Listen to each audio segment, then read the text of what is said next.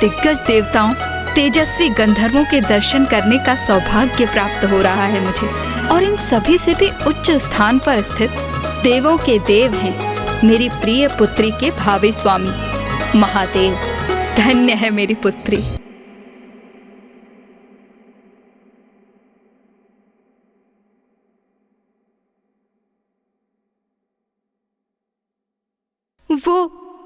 वो तो ब्रह्मदेव और मां सरस्वती हैं।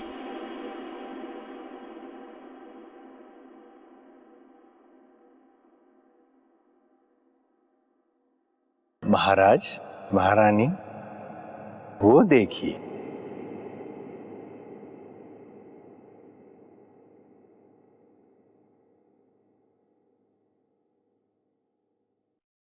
क्या वो है महादेव? वो है मेरे जमाता, हमारी पुत्री के भावी पति, हमारे जमाता।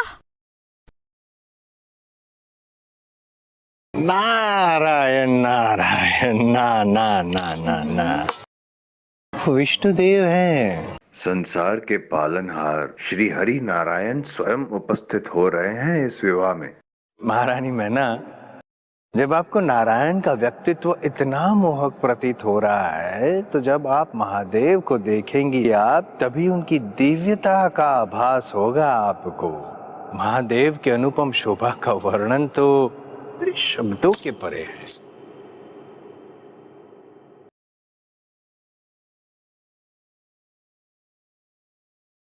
नारायण, कदाचित आपकी योजना पूर्ण करने के अत्यंत निकट हूं मैं।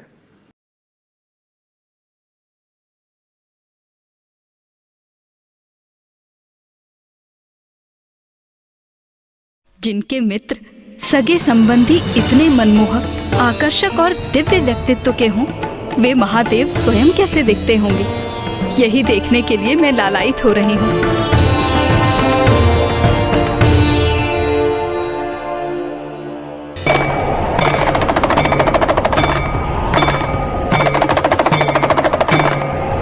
यह अकस्मात क्या हो रहा है?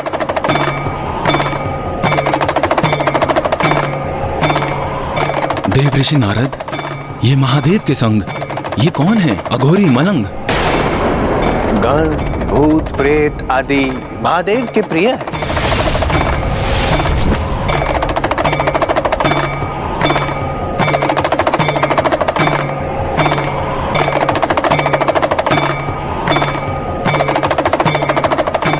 महारानी मैना, महाराज हिमावन, महादेव, महादेव।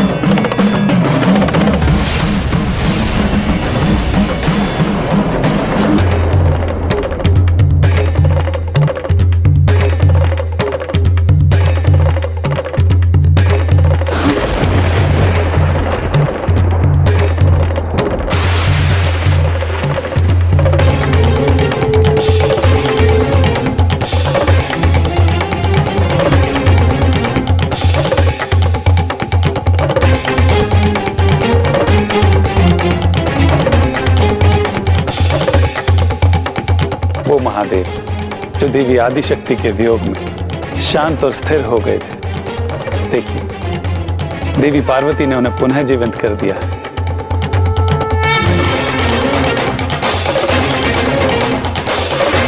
ये क्या, इस अघोरी से मेरी पुत्री का विवाह होगा?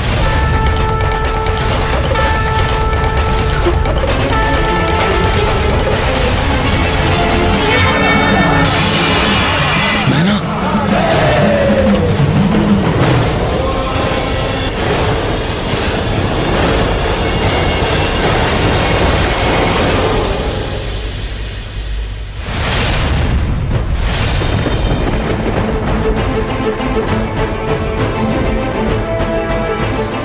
मेरा कार्य संपन्न हुआ।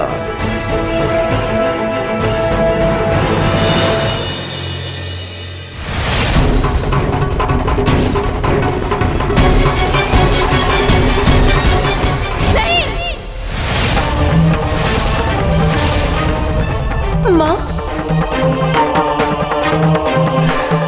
माँ,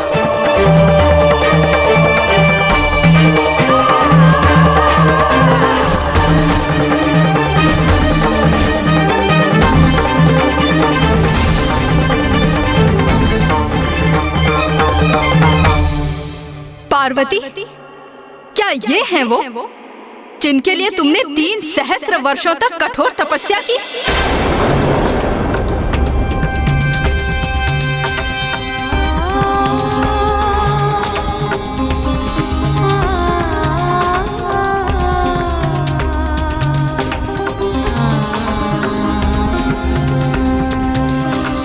क्या त्रुटि रह गई थी हमारे लालन पालन में पार्वती, जो तुमने अपने लिए ऐसे वर का चयन किया? बताओ पार्वती, उत्तर दो, क्या दोष था हमारा? माँ, अब मैं तुम्हारे मुख से एक शब्द और नहीं सुनना चाहती। अपने इस निर्णय से तुमने मेरा और अपने पिता का अपमान किया है। इतने सर्वश्रेष्ठ गंधर्वों एवं देवताओं के होते हुए तुमने उनकी अर्धांगिनी बनने का विचार क्यों किया? माँ, और तुम दोनों कैसी सखियां हो तुम दोनों? तुमने तो उनके दर्शन किए थे ना, तो क्या ऐसे पति की कामना करती हो तुम अपनी सखी के लिए? क्या तुम सबकी मति मारी गई है? नहीं माता, जब हमने उन्हें देखा था तब। बस बस बस।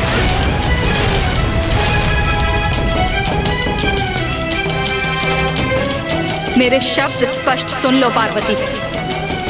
यदि उन्हीं से विवाह करने का निर्णय है तुम्हारा, तो उससे पूर्व मेरे कंठ में शिला बांध किसी कूप में फेंक दो मुझे और अंत कर दो मेरा।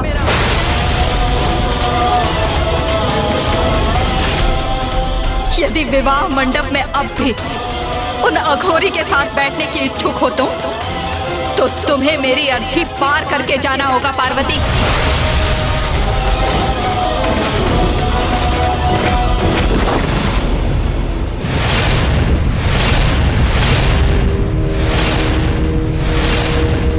माँ, नहीं पार्वती, अब एक शब्द और नहीं कहोगी तुम, क्योंकि तुम्हारा कोई भी शब्द मेरे द्रवित हृदय को सांत्वना नहीं दे सकता। पिताश्री, माँ को इतनी व्याकुल अवस्था में देख असहनीय है मेरे लिए। अब आप ही उन्हें शांत कर सकते हैं। व्याकुल तो मैं भी हूं पुत्री, इसीलिए निशब्द खड़ा हमारी प्यारी पुत्री पार्वती का विवाह एक अघोरी के साथ, इसकी हमने कदापि कल्पना नहीं की थी।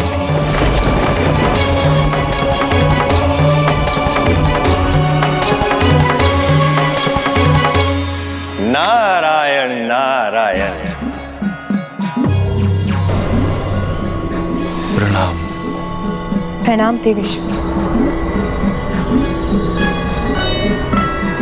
महाराज हिमावन, महारानी मैना, बारात आ चुकी है द्वार पर, आपको करना है इनका स्वागत। किंतु आप दोनों तो स्थित है किसी विचलित अवस्था में, जैसे कोई अघटित घटना की आपको हुई हो आहट।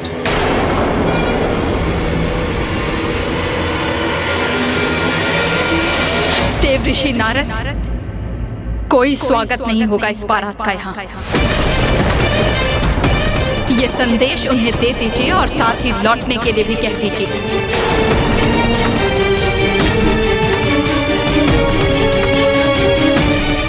आज कोई विवाह नहीं होगा यहाँ।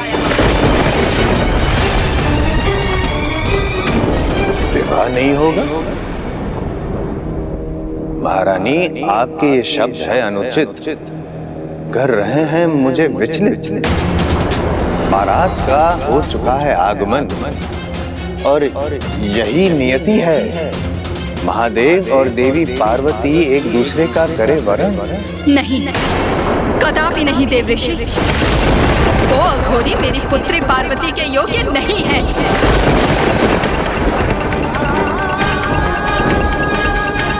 देव ऋषि आपने और सप्त ऋषियों ने सबने छल किया है हमारे साथ।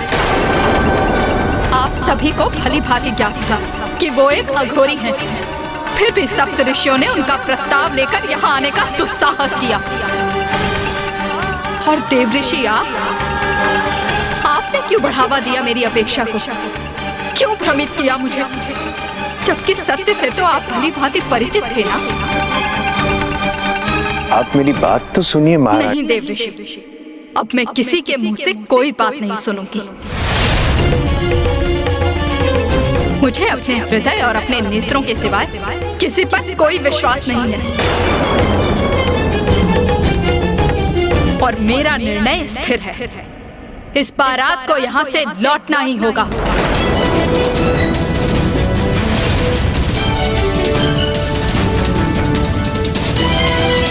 नारायण नारायण, ये तो और भी विकट परिस्थिति उत्पन्न हो गई है यहाँ। मुझे ऐसा प्रतीत होता है कि महाराज हिमावन और महारानी मैना के हृदय में हमने आवश्यकता से अधिक संशय पैदा कर दिया। हिमालय पर्वत अपने स्थान पर स्थिर रहे, इसलिए ये संशय उत्पन्न किया था हमने। महादेव को अघोरी रूप में देख हिमावन के मन में संशय उत्पन्न हो और कन्यादान के पश्चात उन्हें इनका समुचित फल प्राप्त न हो, जिस कारण बिना मोक्ष के उनका अस्तित्व सदा बना रहे। किंतु उसका ऐसा परिणाम होगा ये हमें ज्ञात नहीं था। किंतु सत्य तो ये भी है कि शिव और पार्वती अभिन्न हैं। उनकी इच्छा के विपरीत उन्हें एक दूसरे से अलग नहीं किया जा सकता। सत्य है, शिव और शक्ति को कौन विलग रख सका है? ये तो असंभव है। किंतु नारायण, माता पार्वती अपने माता की आज्ञा का उल्लंघन कर मर्यादा कभी भी भंग नहीं करेंगी। और यदि माता मैना ने महादेव को अपने जमाता के रूप में स्वीकार नहीं किया तो फिर इस समस्या का समाधान कैसे होगा? परिस्थिति बहुत विकट हो गई थी। देवता असमंजस में थे। किसी को भी ज्ञात नहीं था कि महादेव और माता आदिशक्ति की लीला किस प्रकार उजागर होगी। माता मैना इस विवाह को रोकने के अपने इस निर्णय पर दृढ़ता से स्थिर हो गई थी। और अब समस्त देवता इस विचार में थे कि वो किस प्रकार माता मैना की स्वीकृति प्राप्त करें।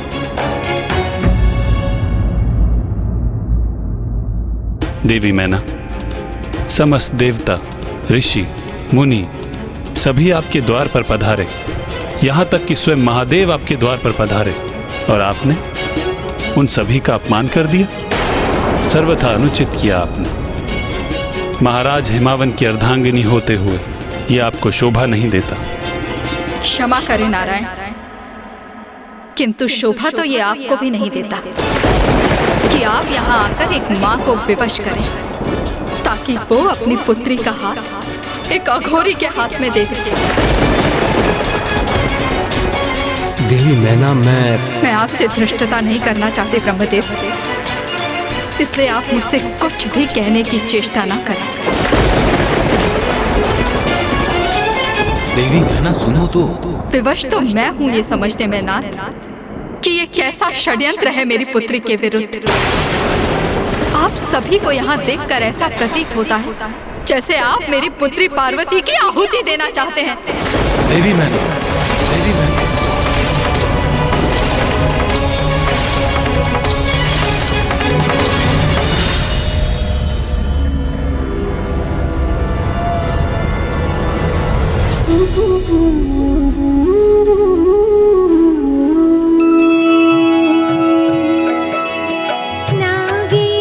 नागेन्द्रहाराय त्रिलोचनाय भस्माङ्गरागाय महेश्वराय नागेन्द्रहाराय त्रिलोचनाय भस्माङ्गरागाय महेश्वराय नित्याय शुद्धाय दिगम्बराय तस्मै नाकाराय नमः शिवाय नित्याय शुद्धाय दिगम्बराय तस्मै नाकाराय नमः शिवाय नमः शिवाय नमः शिवाय नमः शिवाय नमः शिवाय नमः शिवाय नमः शिवाय नमः शिवाय नमः शिवाय नमः शिवाय नमः शिवाय नमः शिवाय नमः शिवाय नमः शिवाय।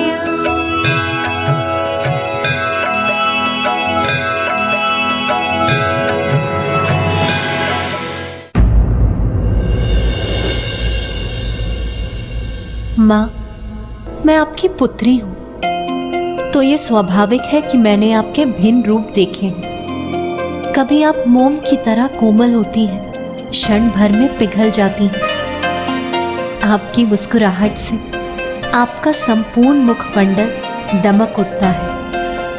तो कभी अनुशासन का पालन करने हेतु आप कठोर भी होती हैं, तो आपका मुख भी कठोर हो उठता है। आप नारी के भिन्न रूपों को भी दर्शाती हैं माँ। आप मेरी माँ होने के साथ साथ पिताश्री की पत्नी और हिमालय पर्वत की महारानी का दायित्व भी संपूर्ण कुशलता से निभाती हैं माँ।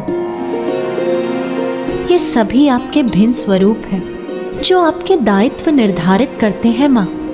किंतु माँ, इन सभी दायित्वों से परे आप है माँ। इसी प्रकार महादेव के भी अनेक रूप हैं। वो दिगंबर है, काल भैरव है, रुद्र है, शिव है। उनके जितने रूप हैं उतने ही नाम भी, किंतु है तो वो परमेश्वर ही, महेश्वर, सबके कर्ता, हरता, स्वामी, मेरे ईश्वर, सभी के ईश्वर, साक्षात महादेव।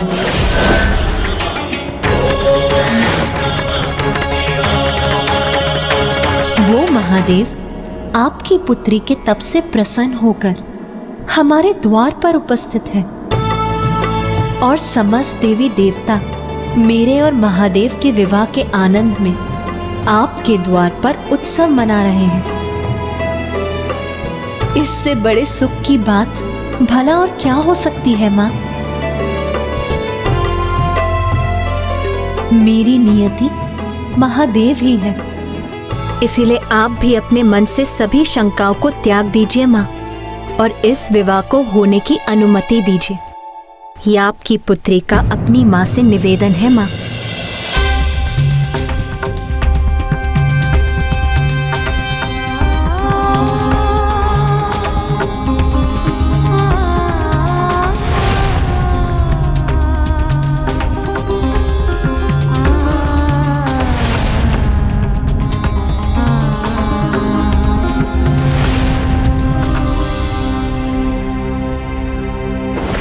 ये माँ भी अपनी पुत्री के हित को अनदेखा नहीं कर सकती। ये विवाह कदापि नहीं हो सकता।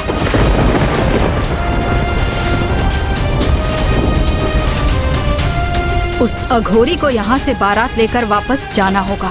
ये एक पुत्री की माँ का निर्णय है।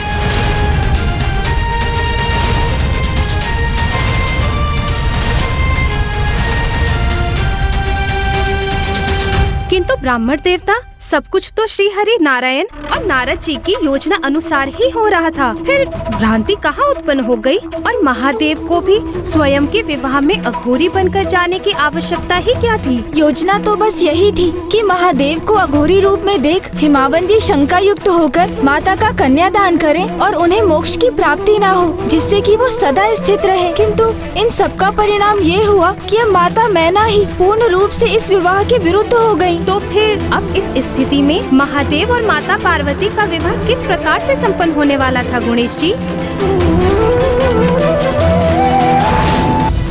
श्री हरि नारायण एवं देवर्षि नारद की योजना के अनुसार महादेव भस्म विभूत होकर एक अघोरी के रूप में बारात लेकर पहुँचे, जिन्हें देख माता मैना और शैलराज हिमावन चकित एवं दंग रह गए। किंतु इन सब के पीछे यदि एकमात्र आशय था तो वो बस इतना कि महादेव को अघोरी रूप में देख माता मैना और हिमावन शंका से भर जाएं और यही शंका उनके मोक्ष प्राप्ति का बाधा बने, जिससे कि संसार के समस्त ऋषि मुनियों को उनकी तप स्थली हिमालय से वंचित न होना पड़े। आज यहाँ कोई विवाह संपन्न नहीं होगा। तुम्हें उस अघोरी को त्यागना ही होगा पुत्री। माँ, महादेव निर्गुण है तो सगुण है, महादेव कुरूप है तो स्वरूप भी, किंतु महादेव के समस्त रूपों का वर्णन तो कोई भी नहीं कर सकता, क्योंकि उनके स्वरूपों का पूर्ण ज्ञान किसी को भी नहीं। जब श्री हरि नारायण, ब्रह्मदेव और स्वयं मैं उनके अनंत रूपों की था नहीं ज्ञात कर सकते, तो और कोई अन्य कैसे उनका रूप ज्ञात कर सकता है? सत्य है, शिव तो अपने अनंत रूपों में सर्वत्र व्याप्त हैं और शक्ति उनकी पूरक है, यही सत्य है। समस्त संसार में जो कुछ भी घटित हो रहा है वो महादेव की ही लीला है। वो महादेव आपकी पुत्री के तप से प्रसन्न होकर हमारे द्वार पर उपस्थित है। इससे बड़े सुख की बात भला और क्या हो सकती है माँ? मेरी नियति महादेव ही है, इसीलिए उन्हें मेरा पानी ग्रहण करने दीजिए माँ।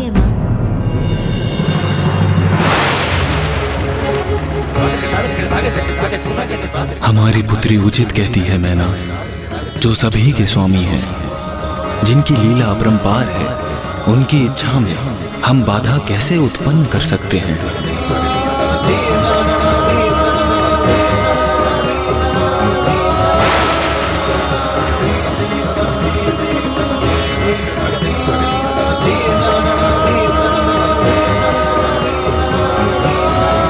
नाथ, आपके दिगंबर रूप के दर्शन करके माँ अत्यंत सशंकित है। कृपा कर अपने मनोहर रूप के दर्शन देकर उनकी ये चिंता दूर कीजिए। ये अत्यंत तनाव का क्षण था, क्योंकि महादेव तो सभी सतही आडंबर से परे हैं और वास्तव में जिनका अन्य सभी परित्याग करते हैं, महादेव तो उन्हें भी अपनाते हैं। भांग, धतूरा, भस्म उन्हें प्रिय है, इसलिए उनका इस प्रकार अपने दिव्य रूप के दर्शन देना तो उनके सरल अस्तित्व के विरुद्ध है। किंतु अब माता ने महादेव को गुहार तो लगा दी, किंतु क्या वो ये गुहार सुनेंगे?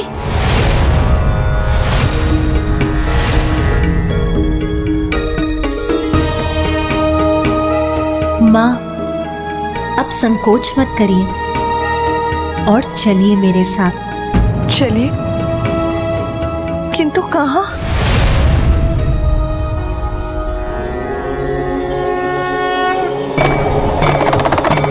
अब देखिए माँ,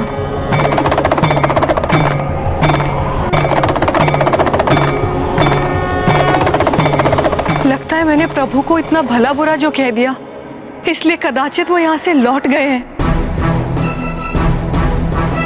माता, आपको एक अद्भुत और दिव्य अनुभव होने जा रहा है, इसीलिए अब आप अपने नेत्र बंद कीजिए और उनका ध्यान कीजिए।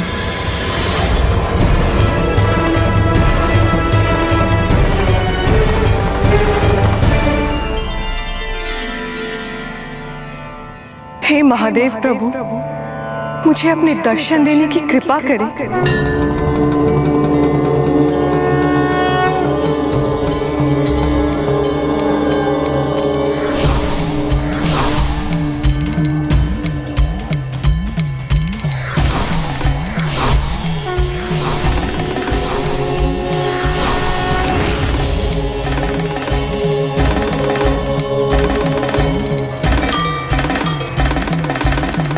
चंद्र भी पूर्ण हो गया बन के माथे की शोभा,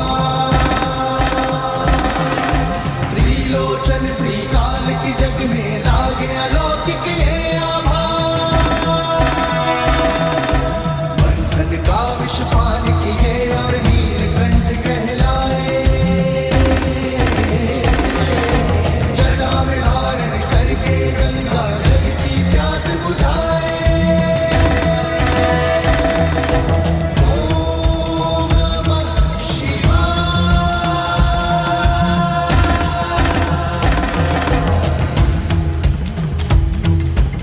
कितना दिव्य और अलौकिक है महादेव का ये मनोरम स्वरूप।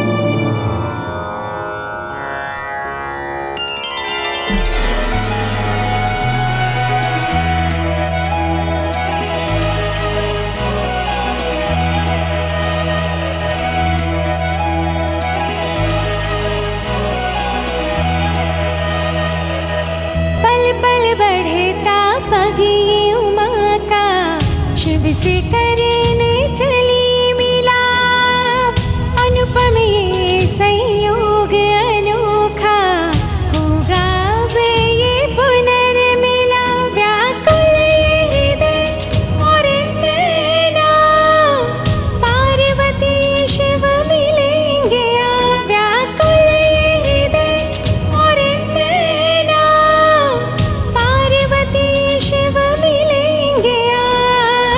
होगा मंगल पल वो लौकिक, पार्वती शिव मिलेंगे आज। होगा मंगल पल वो लौकिक, पार्वती शिव मिलेंगे आज। पार्वती शिव मिलेंगे आज।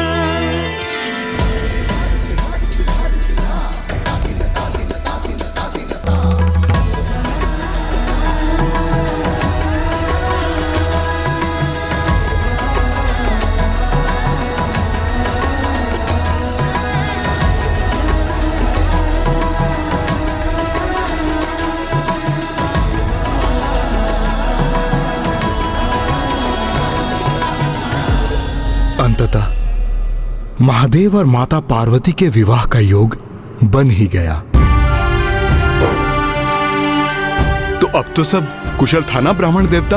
हाँ महाराज, माता मैना और महाराज हिमावन महादेव के मनोरम रूप के दर्शन कर शांत हो गए, किंतु महादेव के प्रति उनके हृदय में एक संदेह, एक संशय उत्पन्न हो चुका था। संशय तो ऐसा भाव है कि एक बार उत्पन्न हो जाए तो पूर्ण रूप से कभी नहीं मिटता।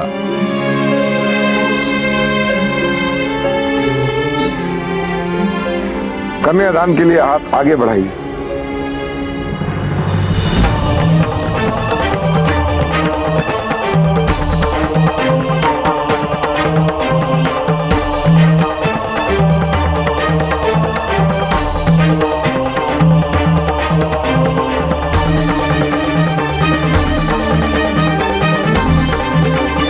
पिताश्री रुक क्यों गए?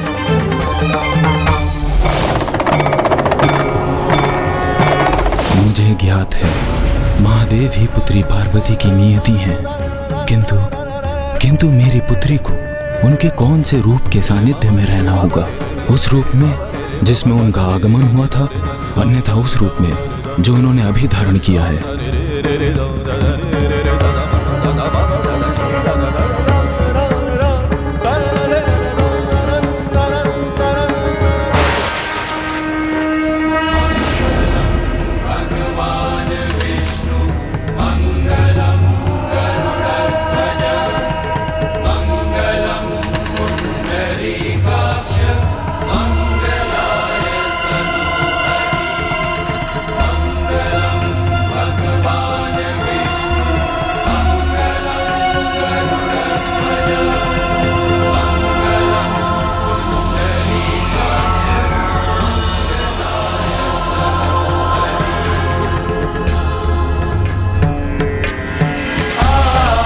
नारायण देवी आदि शक्ति के प्रिय भ्राता हैं। महाराज हिमावन भी नारायण के ही अंश हैं। इसीलिए नारायण स्वयं देवी पार्वती के कन्यादान में भी उपस्थित हैं।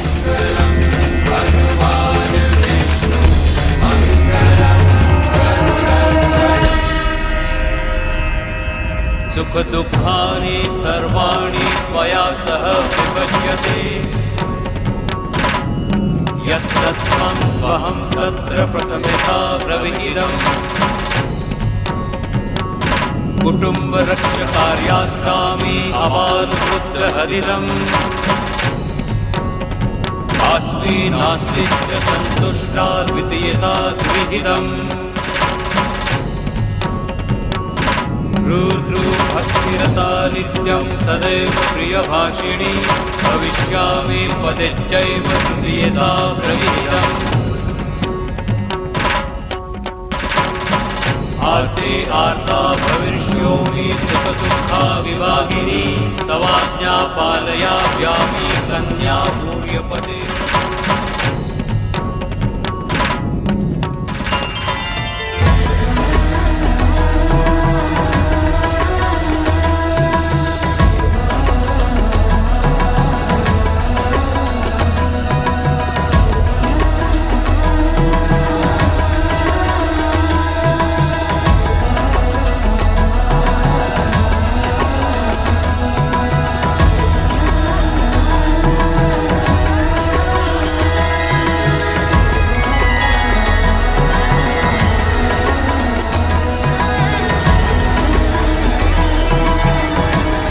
अंततः वो शुभ घड़ी आ ही गई जिसकी प्रतीक्षा सभी को थी, और वो शुभ मंगल बेला साक्षी बना महादेव एवं माता पार्वती के उस अखंड विवाह का।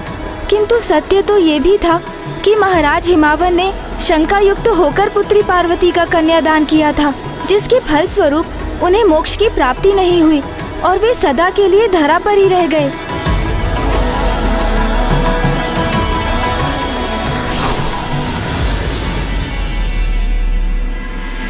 अपना मनोहर रूप धारण करने हेतु आपको अनेकों धन्यवाद। पार्वती, आपने मुझे पाने के लिए पुनः जन्म लिया, मेरी सेवा की, मेरा सानिध्य प्राप्त करने के लिए तपस्या की, इतनी कठोर परीक्षा दी, तो आपकी मां को मनाने के लिए इतना तो मैं कर ही सकता था। शिव की शक्ति है आपके बिना मैं कुछ भी नहीं। अब मैं आपको अपने से विलग नहीं होने दूंगा।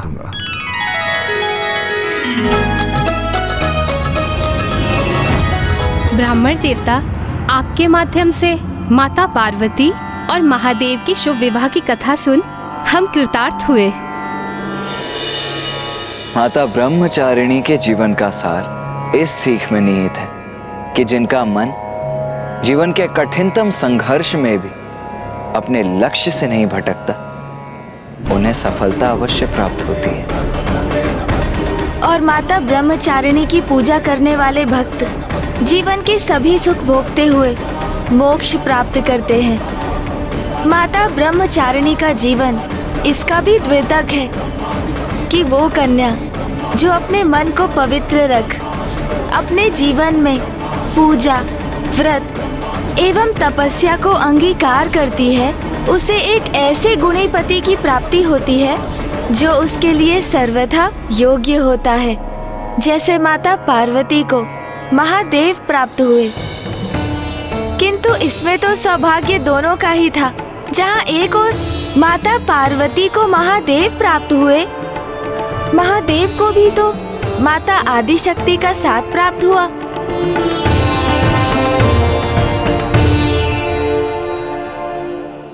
महाराज, माता, अब आप भी अपने नेत्रों को बंद कीजिए और अपने द्वितीय चक्र स्वाधिष्ठान चक्र पर अपना ध्यान केंद्रित रख माता ब्रह्मचारिणी की प्रार्थना कीजिए।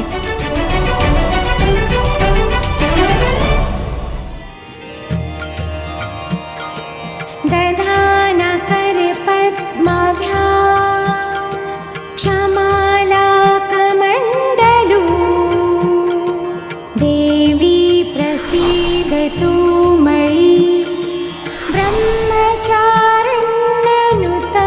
मा ब्रह्मचारिण्यनुतं मा। स्वाधिष्ठान चक्र पर ध्यान केंद्रित कर माता की पूजा कर मुझे अपने भीतर एक अद्भुत ऊर्जा के संचार का अनुभव हो रहा है।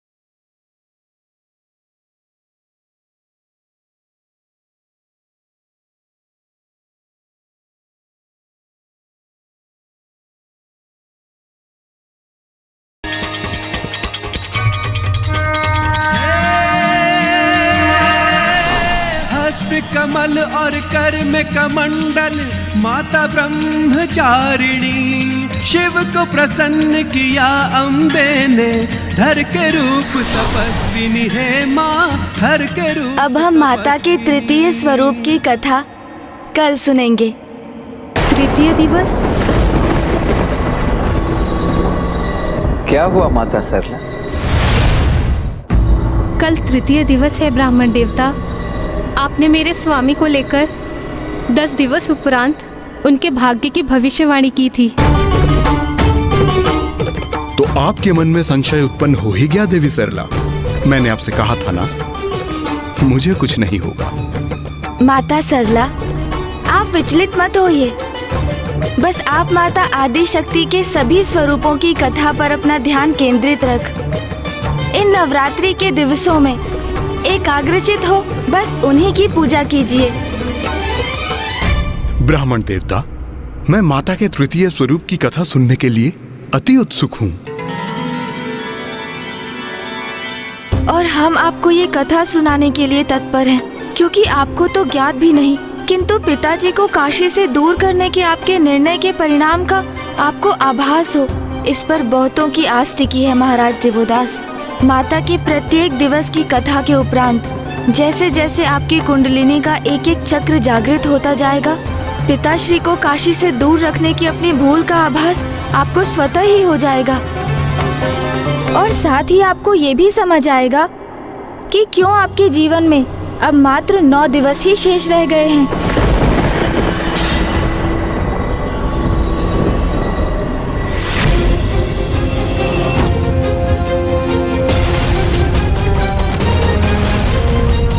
आदि शक्ति, मैं वेद माता आपसे गुहार लगाती हूँ कि कृपा कर वेद की रक्षा कीजिए। नारायण, ब्रह्मदेव, अब ऋषि जिज्ञासा के पास कुछ ही समय बाकी है। यदि उनका देहांत हो गया तो हम सब पर ब्रह्म हत्या का पाप लग जाएगा। हमारी दुर्बलता और पीड़ा और भी बढ़ती जा रही है। आपको धैर्य रखना होगा इंद्रदेव। कदाचित कुंडलिनी के सभी चक्र जागृत होने के उपरांत महाराज दिवोदास महादेव को काशी बुलाने के लिए सहमत हो जाएं।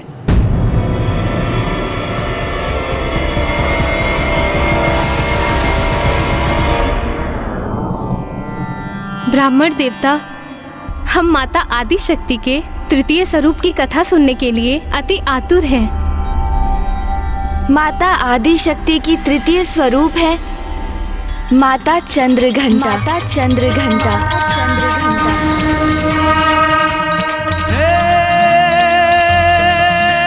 शीश चंद्र और रूप अलौकिक है माँ चंद्रघंटा।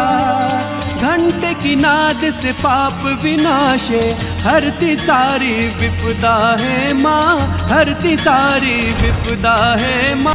ब्राह्मण देवता, हम माता आदि शक्ति के तृतीय स्वरूप की कथा सुनने के लिए अति आतुर हैं। माता आदि शक्ति की तृतीय स्वरूप है माता चंद्रघंटा। माता चंद्रघंटा। माता चंद्रघंटा।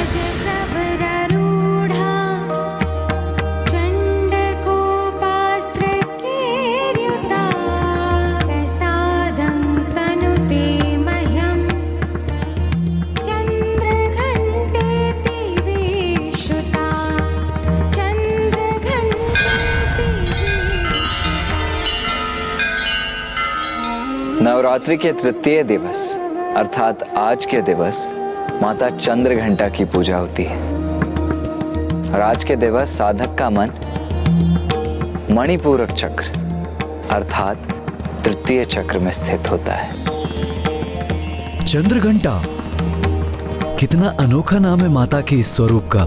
महाराज, माता चंद्रघंटा का ललाट अर्धचंद्र के टीके से सुशोभित है, इसलिए इन्हें चंद्रघंटा कहा जाता है।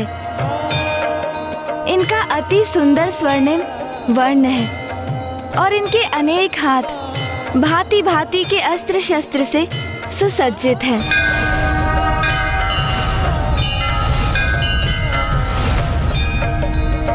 ब्राह्मण देवता, आपने हमें ये तो बता दिया कि माता के इस स्वरूप के नाम में चंद्र का समावेश क्यों हुआ, किंतु उनके नाम में घंटा शब्द के जुड़ाव का क्या अभिप्राय है?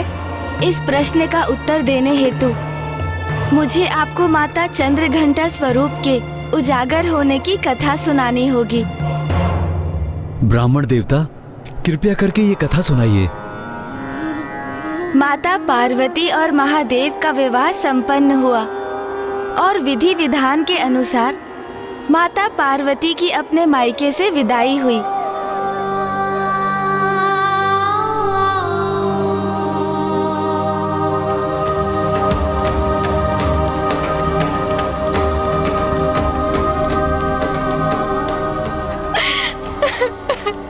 स्त्री के जीवन का सर्वाधिक महत्वपूर्ण एवं अत्यंत अद्भुत परिवर्तन होता है ये, जब एक कन्या विवाहिता रूप में प्रथम बार अपने मायके से ससुराल जाती है। तो इस प्रकार एक ओर माता पार्वती अपने नवीन निवास कैलाश की ओर प्रस्थान कर रही थी, तो वहीं दूसरी ओर तारकासुर अपनी मायावी नगरी शोणितपुर के रूप में अपने नवीन निवास का निर्माण पूर्ण कर चुका था।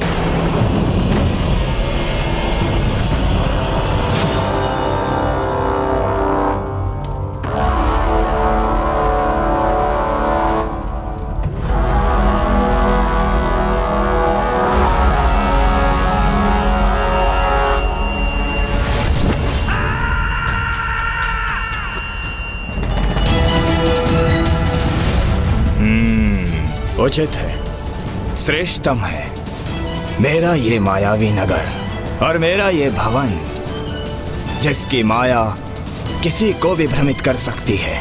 मेरा सिंहासन सर्वथा सुरक्षित है, कोई नहीं पहुंच सकता मुझ तक। महाराज, आपके लिए एक शुभ समाचार है। अभी नहीं अट्टासुर, बाद में बताना। आज अति आनंदित हूं मैं, क्योंकि आज मेरे शोणितपुर का निर्माण संपन्न हुआ है। इतनी कठिनाई से यह समाचार लाया हूँ और महाराज ने सुना भी नहीं। क्षमा करें महाराज, किंतु ब्रह्मदेव के वचनों से प्रभावित होकर अपने स्वर्ग का परित्याग कर दिया और उन्हीं के सुझाव से अपने सोनितपुर का भी निर्माण किया। किंतु ये क्या आवश्यक है महाराज? मेरा अर्थ है ये नगरी सुंदर है, उत्तम है, किंतु ऐसा क्या विशेष है इस नगरी में? कदाचित तुम्हारा विचार उचित है रात्रिसुर, किंतु अब मेरे शोणितपुर का निर्माण हो चुका है, तो फिर अब इस प्रश्न को उठाने का कोई स्थान नहीं। तो क्यों ना हम इसका आनंद उठाएं? कितना मूर्ख है असुरराज तारकासुर, स्वर्ग त्याग दिया इस व्यर्थ के छद्म भवन के लिए।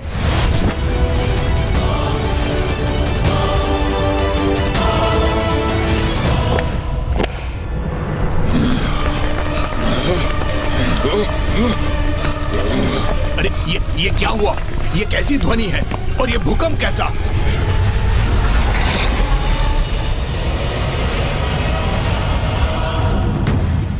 मदिरा, ये तो अत्यंत अद्भुत प्रवाह है मदिरा का। आनंद आएगा अब। आओ आओ आनंद मनाए हम। रात्रिसुर, तुम मेरे निष्ठावान सेवक हो, मेरे अति विशेष मंत्री हो, तो जाओ और जाकर मदिरा पान का आनंद लो। धन्यवाद असुरराज।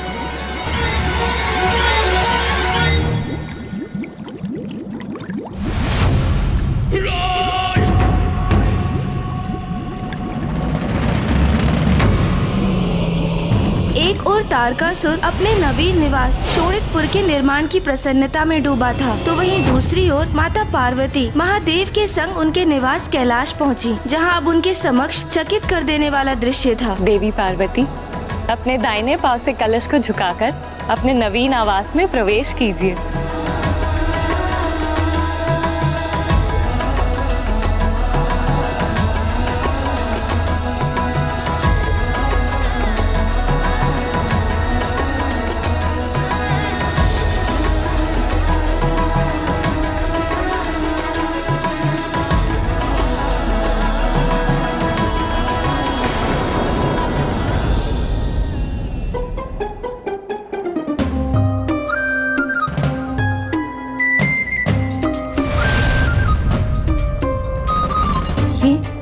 ये सब क्या? देवी पार्वती, अब अपने इस निवास को आपको ही संभालना होगा और प्रतीत होता है कि आपके समक्ष एक बहुत बड़ी चुनौती है, जिसका सामना आपको स्वयं ही करना होगा।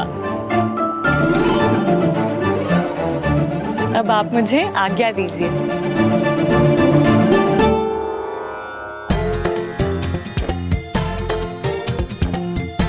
माते, माते। किंतु ये जल तो स्वच्छ नहीं है। नहीं माते, पानी तो ऐसा ही देता होना चाहिए माते, दे दिए। तोतला जी, आप समझे नहीं, माता को जल नहीं चाहिए। उती तो फिर। स्वामी, मुझे ज्ञात है पार्वती, तुम यात्रा से थक गए होंगे, इसलिए अब थोड़ी देर विश्राम कर लो।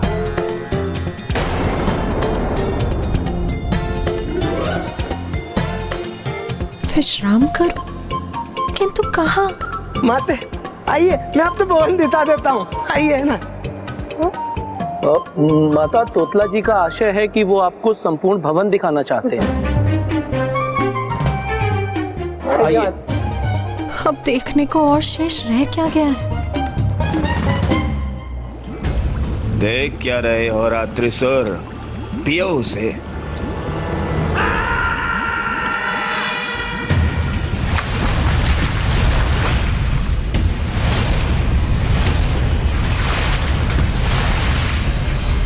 मदिरा पान तो मैं भी करूंगा।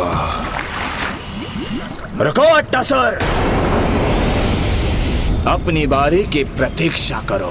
कार्य सभी मैं करूं और विशेष रहे ये रात्रि सुर मदिरा पान का आनंद ले।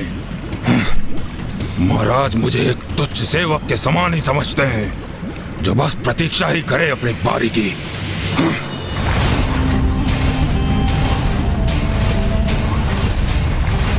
ये क्या, मदिरा में मेरी छवि?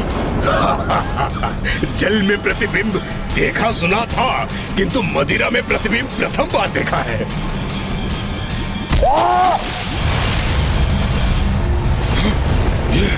ये क्या हुआ?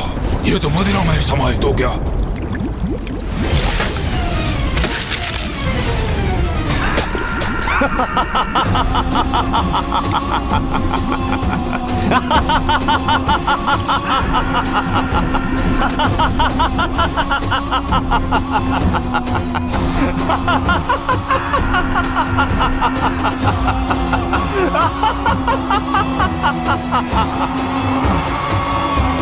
अपने मन में मुझे मूर्ख कह रहा था वो, मुझे, किंतु अब उसे ज्ञात हो गया होगा कि शोणितपुर में क्या विशेषता है। मायावी है मेरा शोणितपुर, मायावी। एक ऐसा मकड़ जाल जिसमें एक बार जो कोई फंसा तो फिर एक कीट पतंग के समान उसमें फड़फड़ाता रहेगा, किंतु वहां से मुक्त नहीं हो पाएगा।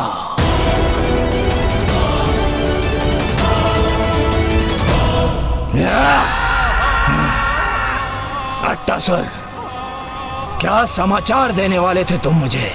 महाराज, यही ना कि महादेव और देवी पार्वती का विवाह संपन्न हो चुका है और वो कैलाश पर्वत की ओर प्रस्थान भी कर चुके हैं, किंतु मात्र कैलाश जाने से क्या होगा?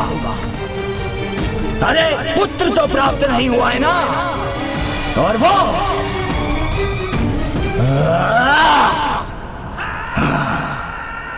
मैं कदापि संभव नहीं होने दूंगा।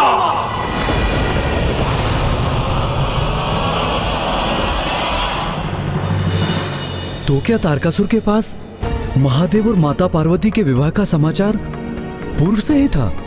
हाँ, किंतु तारकासुर को इसकी कोई चिंता नहीं थी, क्योंकि शोणितपुर का निर्माण तो हो चुका था और अपनी इस मायावी नगरी में उसे स्वयं के सुरक्षित होने का आभास भी हो रहा था। और उधर कैलाश में माता पार्वती प्रथम बार अपने जीवन में सब कुछ अस्त व्यस्त देख रही थी।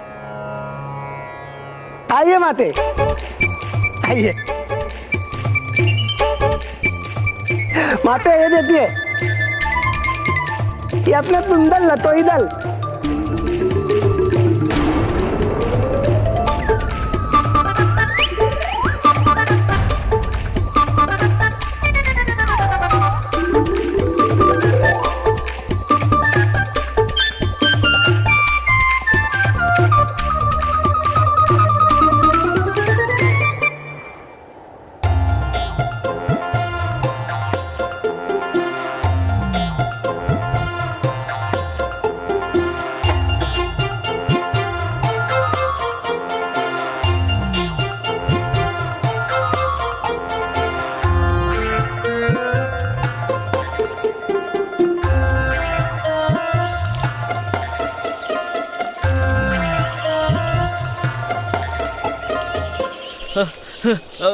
माता, आपके लिए मैं फल लाऊं?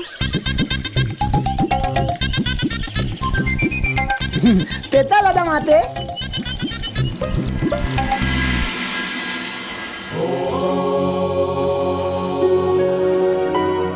इन सब के मध्य स्वामी ध्यान मग्न है। स्वामी,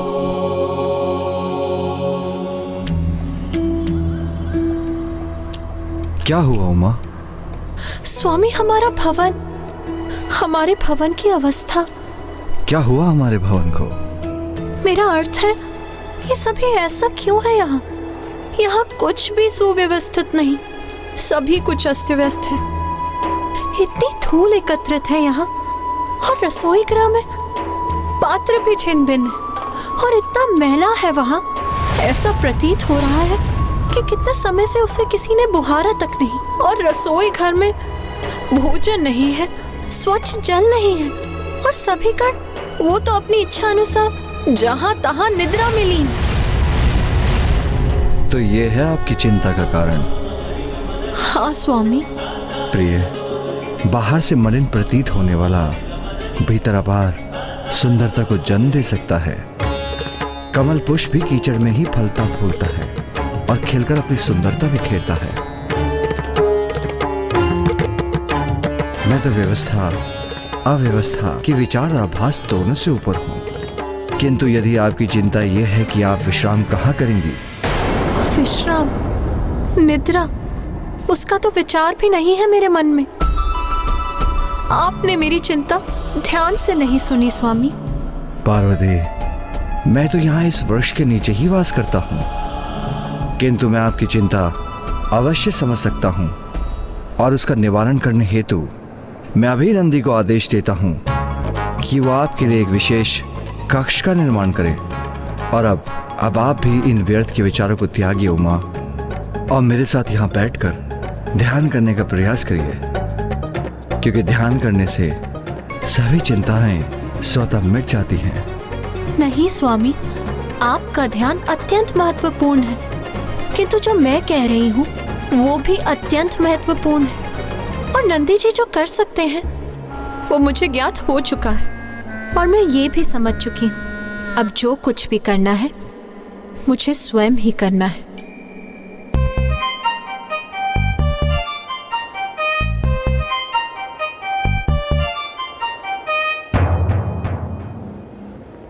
आप ध्यान कीजिए स्वामी और मुझे यहाँ की अवस्था पर ध्यान देने दीजिए।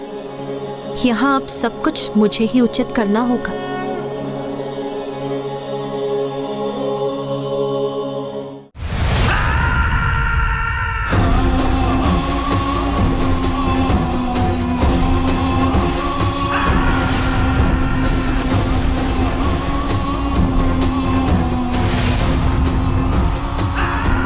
ये क्या? असंख्य अंड महाराज, ये क्या है? वृद्ध हो गए हो तुम मट्टासुर, इसलिए ये समझने में असमर्थ हो कि ये मेरे नवीन असुर हैं। ये कैसे असुर महाराज, जिनके ना हाथ है, ना पांव है और ना ही मुख है? तन से ही नहीं, मन से भी वृद्ध हो चले हो तुम मट्टासुर। अभी अंडे से बाहर आने वाले नवजात असुर हैं ये। और जब ये बाहर आएंगे, तीव्र रक्त पिपासा होगी इनकी। समय आ गया है मेरे सुंदर असुरों, आओ बाहर आओ।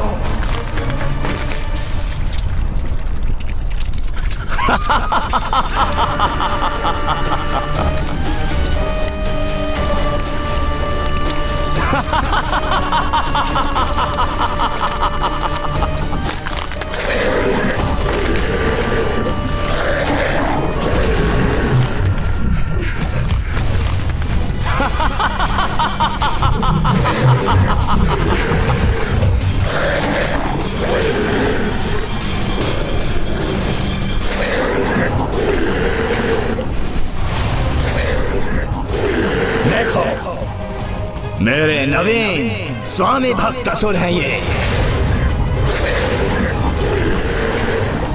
जाओ, पूर्ण करो अपने जीवन का उद्देश्य। आक्रमण करो कैलाश पर्वत पर, अंत करो देवी पार्वती का।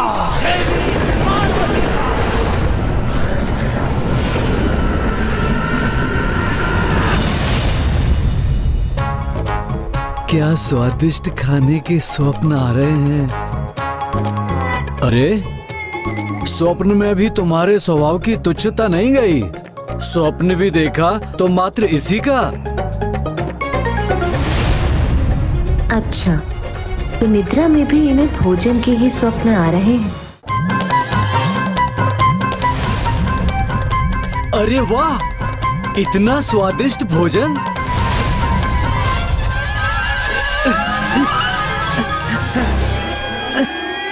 रुक जाओ, कोई आगे नहीं बढ़ेगा, कोई इस भोजन को स्पर्श नहीं करेगा।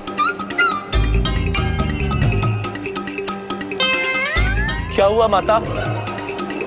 सब कुशल तो है ना?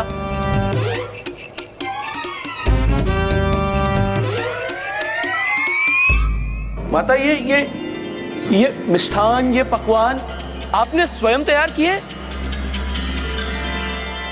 माता सत्य कहूं तो आज के पूर्व इस रसोई गृह में ऐसा कभी भी कुछ नहीं पका, और ये तो अत्यंत सुंदर प्रतीत हो रहा है।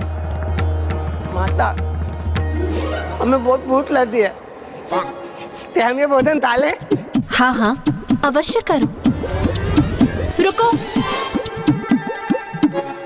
किंतु सर्वप्रथम स्नान करो,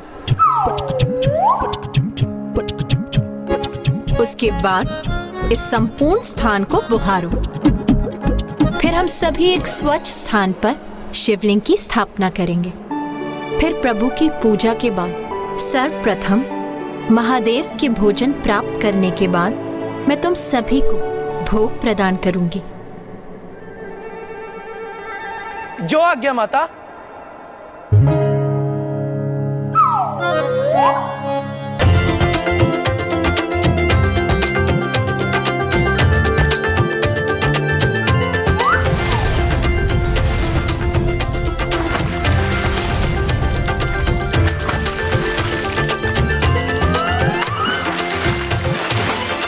यदि मैंने इन गणों को अपना कार्य संपन्न करने की प्रतीक्षा की तो कदाचित मुझे अनंत काल तक ही प्रतीक्षा करनी होगी।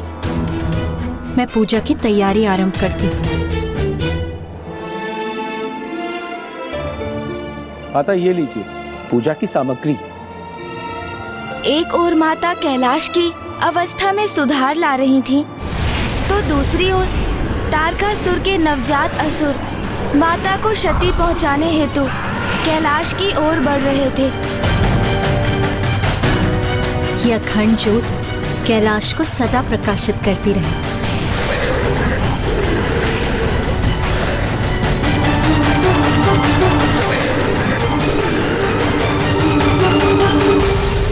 तो क्या तारकासुर के वे नवजात असुर माता को क्षति पहुंचाने में सफल हो गए थे ब्राह्मण देवता?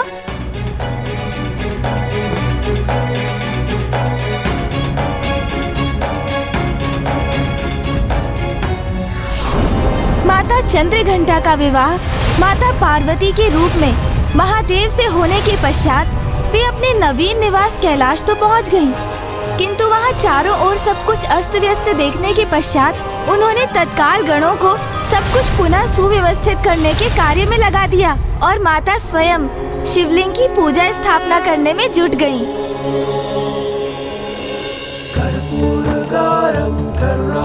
माता संसार सारम भुजगेंद्रहारम सदा वसंतम हृदयारविंदे भवं भवानि। माता ये लीजिए पूजा की सामग्री।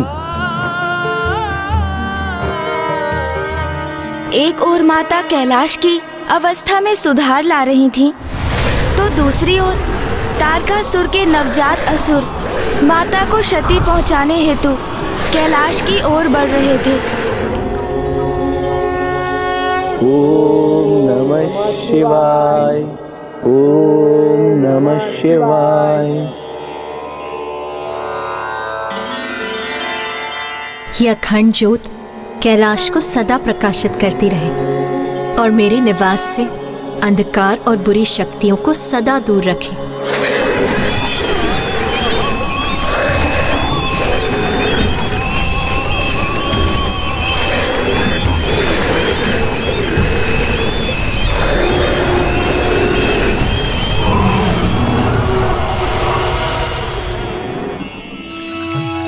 ओम नमः शिवाय, ओम नमः शिवाय, ओम नमः शिवाय, ओम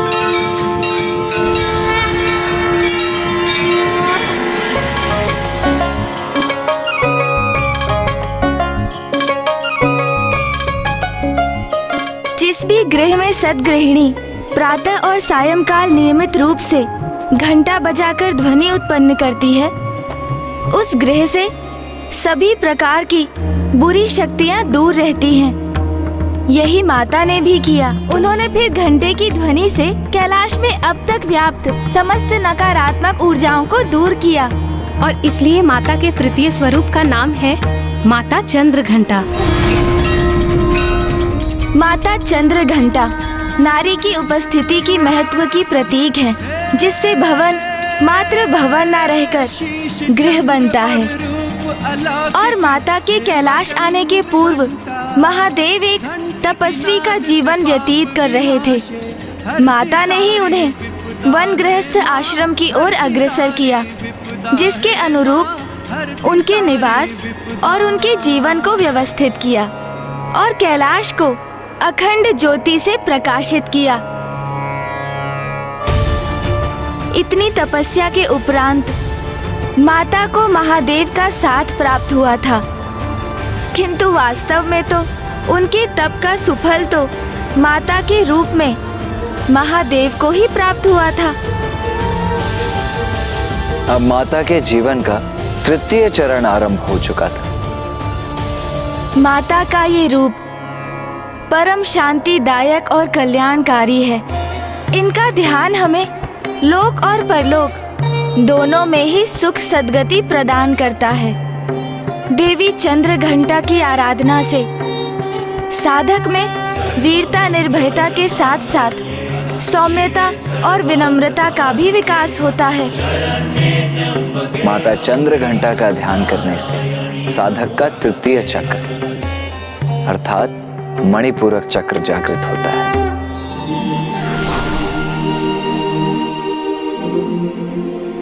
तृतीय चक्र अर्थात मणिपूरक चक्र हमारे विवेक को जागृत कर उसके चरम पर ले जाता है हमें। और जब हमारी कुंडलिनी के इस चक्र में ऊर्जा का प्रवाह होता है, तो हम अपने पूर्व के निर्णय के उचित और अनुचित पर पुनः विचार करने पर विवश हो जाते हैं। महाराज, माता, अब आप भी माता का ध्यान कीजिए। अवश्य। पिंड जज प्रवरारूढ़ा चंड कोपास्त्र केर्युता प्रसादं तनुते मह्यं चंद्रघंटेति विश्रुता। महादेव, काशी में एक ही राजा हो सकता है। यदि मुझे यहाँ राज्य करना है तो आपको यहाँ से प्रस्थान करना होगा।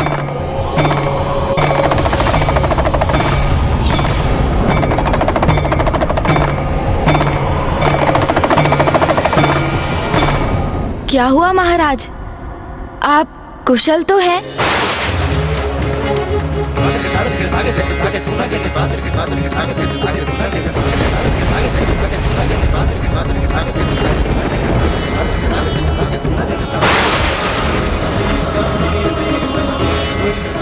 ऐसा क्यों आभास हो रहा है मुझे कि जैसे मुझसे कोई बहुत बड़ी भूल हो गई हो।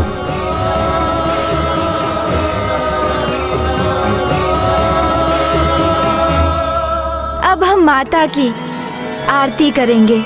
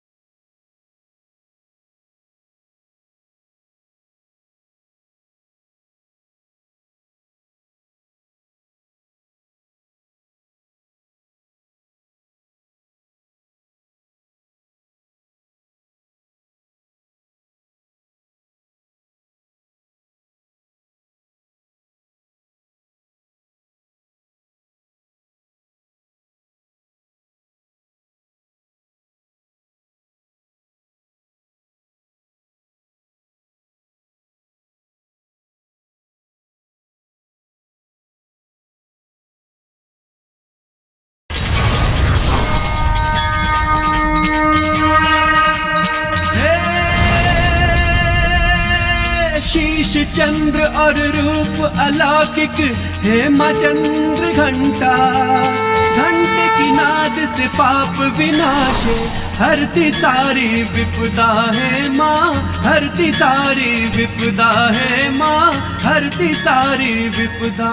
कल प्रातः हम माता के चतुर्थ स्वरूप की कथा सुनेंगे। चतुर्थ स्वरूप अर्थात चतुर्थ दिवस। हर दिवस के साथ मुझे ज्ञान के साथ ग्लानि का आभास क्यों हो रहा है?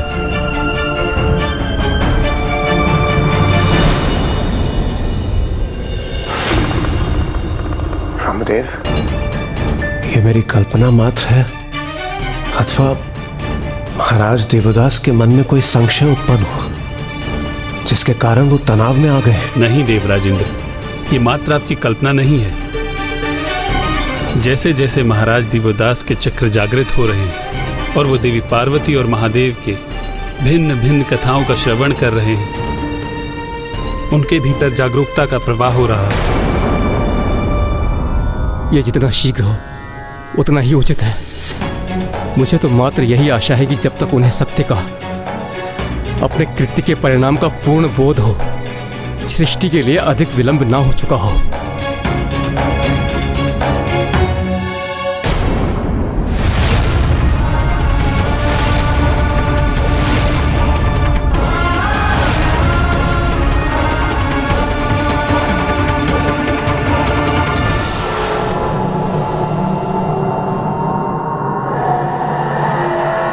काशी में मात्र एक ही राजा रह सकता है, फिर वो काशी राजा आप हैं अथवा मैं। इसका निर्णय मैं आप पर छोड़ता हूँ प्रभु। और यदि राजा बनने का कर्तव्य मुझे पालन करना है तो आपको काशी छोड़कर जाना होगा महादेव, तो आपको काशी छोड़कर जाना होगा महादेव। नाथ,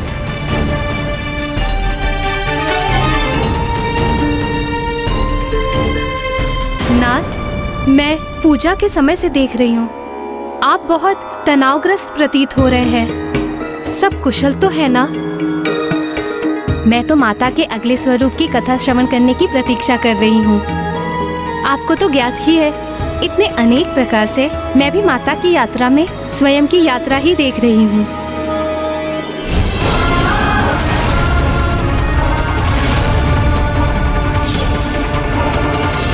आज जीवन में मुझे पहली बार आभास हो रहा है कि जैसे मुझसे कोई भूल हुई है। भूल? आपसे? कौन सी भूल महाराज? ये तो मुझे भी ज्ञात नहीं। नहीं नाथ, आपसे कोई भूल हो ये कैसे संभव है? आप काशी के महाराज हैं। न्यायप्रियता और धर्मप्रायणता के उत्कर्ष उदाहरण हैं आप।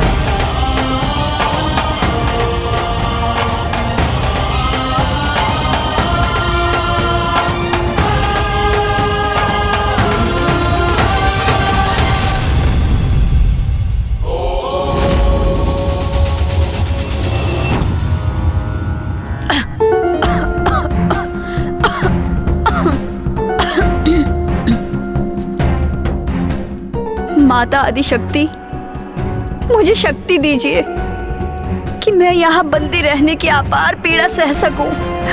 मुझसे रहे ब्रह्मदेव एवं देवगढ़ को तो और भी अधिक कष्ट होता होगा।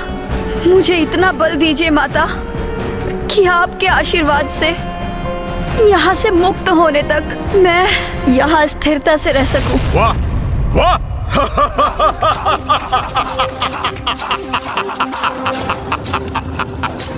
वेद माता, बड़ी निस्वार्थ प्रार्थना की है तुमने। वेद की देवी, सुनो मेरा सुझाव।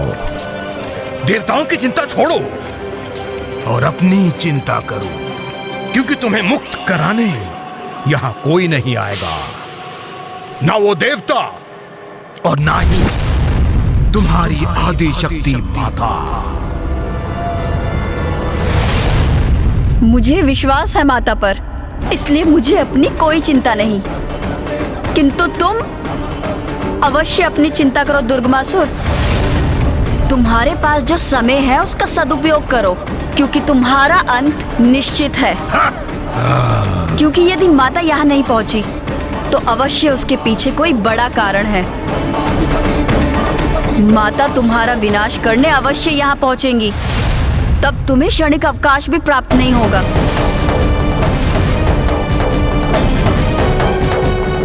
आदि शक्ति नमो नमः। रक्षा कीजिए माता। बड़ा दम है ना इन्हें अपनी माता की शक्ति का। तो मैं भी देखता हूँ कब यहाँ पहुँचती है और क्या करती है। प्रथम पूज्य गणेश जी और देव सेनापति कुमार कार्तिक नवरात्रि की चतुर्थी की पूजा आरंभ करने ही वाले हैं। हमें भी तैयारियां प्रारंभ करनी चाहिए। ब्रह्मदेव, नारायण, वेद माता के बिना हम देवता निरंतर अशक्त और लाचार होते जा रहे हैं। और गणेश जी और कुमार कार्तिकेय माता की कथा सुना रहे हैं। प्रभु, अभी तो नवरात्रि का चतुर्थ दिवस ही है, किंतु हमें अब अपनी समस्या के निदान हेतु और प्रतीक्षा करना कठिन हो रहा है। देवगण, आपका कष्ट भली भांति ज्ञात है हमें, किंतु आप तनिक वेद माता की वेदना की कल्पना कीजिए, जो दुर्गमासुर की बंदी है। देवी आदिशक्ति की पीड़ा का विचार कीजिए, जो काशी में अकेले रहकर महादेव से विलग होने की पीड़ा सह रही है। और स्वयं महादेव को देखिए, जो इतने व्यग्र हैं, जो उनके वश में है, वो सभी कर रहे हैं गणेश और कुमार कार्तिकेय। उनकी शक्ति माता की भक्ति है। आप भी माता में अपना विश्वास स्थिर रखिए और पूर्ण भक्ति भाव से नवरात्रि पूजन संपन्न कीजिए और विश्वास रखिए, भक्त की भक्ति कभी असफल नहीं होती। मुझे क्षमा कर दीजिए ब्रह्मदेव। नारायण, मैं हताश और निराश हो रहा था, इसलिए क्षण भर के लिए अपना धैर्य खो बैठा।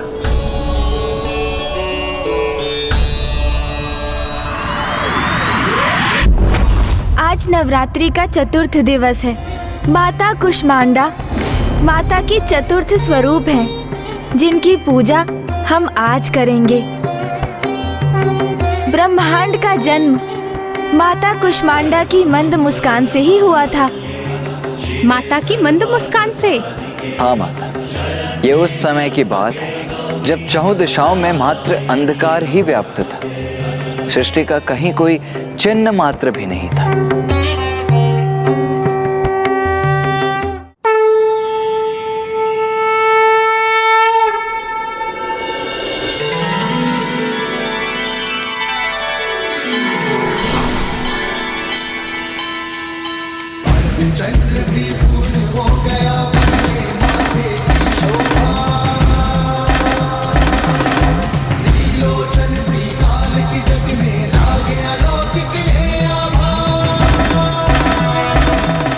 स्वामी,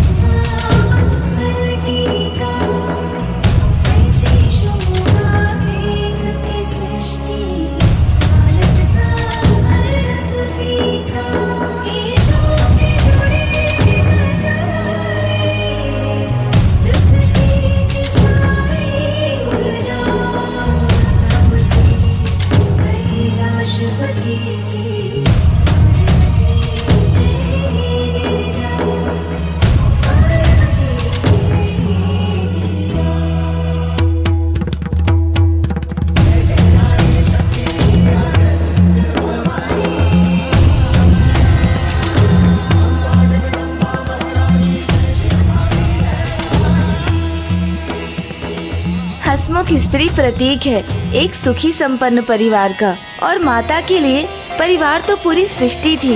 इसलिए महादेव के साथ उनकी हंसी और मुस्कान ने अंधकार को दूर कर एक नवीन सृष्टि को जन्म दिया।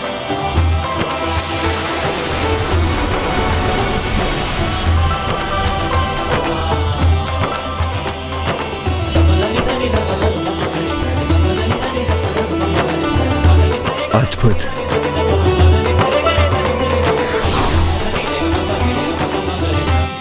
माता ने अपनी मंद मुस्कान से संपूर्ण सृष्टि को प्रकट कर दिया था। पृथ्वी, ग्रह, सूर्य, तारे, आकाश गंगा। किंतु सृष्टि को जीवन हेतु सूर्य देव के प्रकाश की आवश्यकता थी, तो माता ने स्वयं को सूर्य के मध्य स्थित किया और उनकी जीवनदायिनी ऊर्जा और प्रकाश की स्रोत बने।